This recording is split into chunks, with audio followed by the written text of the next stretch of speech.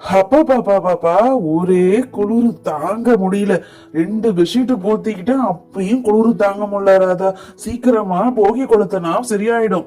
ஆமாங்க, நானும் குளிர் தாங்க முடியாம தான் எழுந்து உட்கார்ந்துருக்கேன். சரி, மணி 4 ஆகுது, நம்ம போகி கொளுத்த ஆரம்பிக்கலாம்னு நினைக்கிறேன். ஆமா ராதா, குளிர் அதிகமா தான் இருக்கு.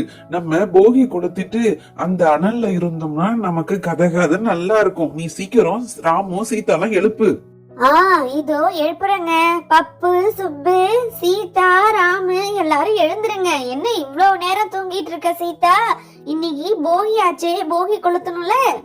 அம்மா, நாங்க 2 பேரும் எழுந்துட்டோம். இன்னைக்கு போகில ஜாலியா இருக்கும். அப்பா, எங்களுக்கு நீங்க பட்டம் செஞ்சு கொடுங்கப்பா இன்னைக்கு.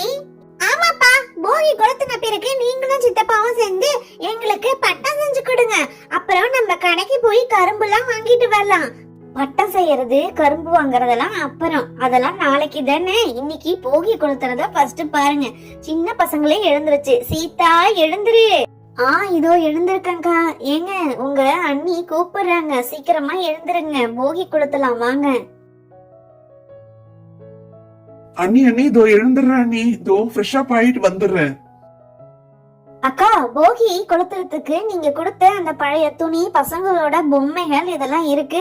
அதை எடுத்துட்டு வரட்டுமாக்கா? அப்படியே மூட்டை கட்டி தான் வச்சிருக்கேன், எடுத்துட்டு வந்தா கொளுத்திடலாம். சீதா, அப்படியே அந்த துணி மூட்டைய, பொம்மை மூட்டையும் எடுத்துக்கிட்டு பழைய தொடப்பம் பாயெல்லாம் எடுத்து வச்சிருக்கேன் பாரு, அதையும் சேர்த்து எடுத்துட்டு வா சீதா.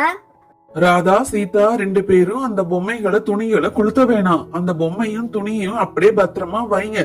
நான் துணியெல்லாம் தச்சிட்டு பொம்மைகள்லாம் சீர் பண்ணி நம்ம வயல்ல வேலை செய்யற ராகவன் இருக்காருல, அவரோட பசங்களுக்கு கொடுத்துறேன், அவங்க விளையாடுவாங்க. ஆனா நீங்க சொல்றது சரிதான், நான் போய் கட்டைகளை எடுத்துட்டு வரேன், அதை எரிய வைக்கலாம். அக்கா, மாமா சொன்னது ரொம்ப நல்ல விஷயம். ஆனா இந்த விஷயம் உங்களுக்கும் எனக்கும் தோணவே இல்லை பாத்தீங்களா? அந்த துணி மூட்டையும் பொம்மைகளையும் எரிக்காம நான் அப்படியே பத்திரமா வச்சிருக்கிறேன். மாமா சீர் பண்ணி அந்த பசங்களுக்கு கொடுக்கட்டும். விறகு கட்டைய எடுத்துட்டு வரேன்னு சொன்ன ராமு இன்னும் காணுமே, எங்கன்னு காணும், தேரானோ என்னமோ. அவனுக்கே பழக்கம் கிடையாது, இந்த எப்பயுமே லேப்டாப்ல வேலை செய்யறதுதான் பழக்கம்.